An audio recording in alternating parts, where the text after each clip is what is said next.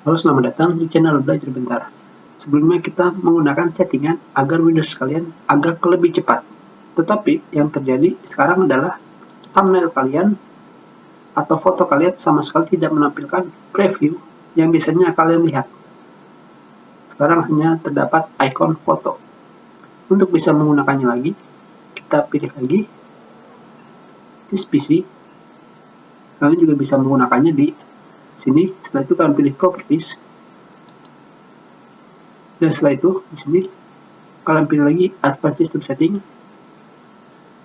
Kalian kita pilih pada bagian tab Advanced. Setelah itu kalian pilih Performance Setting seperti ini.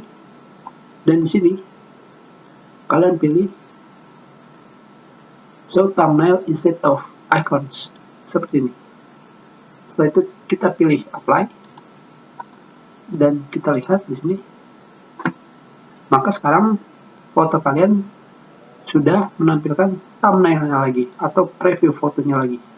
Hanya menampilkan thumbnail ini tidak membuat PC ataupun laptop kalian menjadi lambat. Kita sudahi pelajaran kita. Terima kasih.